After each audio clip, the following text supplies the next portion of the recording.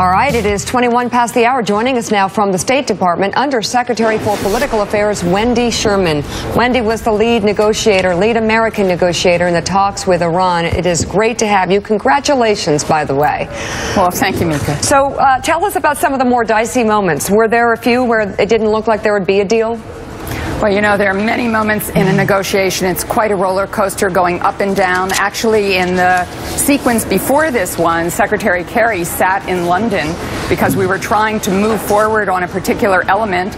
Iran wasn't moving forward. The Secretary decided he would stay in London until we sort of got within the ballpark. Once we got within the ballpark, he got on the airplane and came over to then Geneva. So during this last round in Lausanne, there were several times, I think on both sides, where we said, well, maybe we just can't get there because this is a big puzzle. All the pieces have to fit together.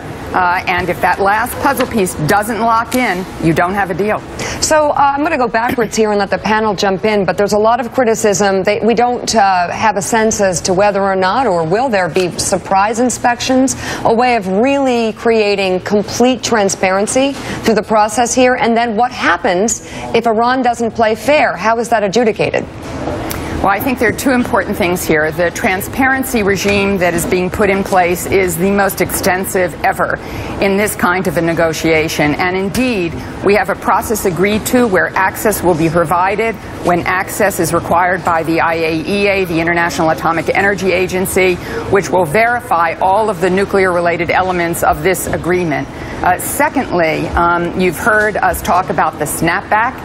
That means that if we suspend sanctions, indeed, even if sanctions move forward to a point of termination, there is a point at which we can snap back sanctions if there is significant noncompliance, and we have a process that we've worked through that will be time limited to, in fact, make those very difficult decisions. You know, following up on Mika's question about inspections and transparency, I've got to say, even for those that are not comfortable with this deal, and there are a lot of Americans who aren't comfortable with this deal, you get them talking about it, they'll always talk about the inspections and the transparency and how transparent is this process going to be. So to follow up on Mika's line of questioning, how much notice under this framework is there an understanding that we have to give Iran? Do they have a day, a week, a month to let inspectors in? Well, I'm not going to go into the specific details of each and every element of this negotiation because although I accept Mika's nice congratulations, in fact, we do not yet have an agreement or an understanding, as the lawyers call it. What we have is a framework.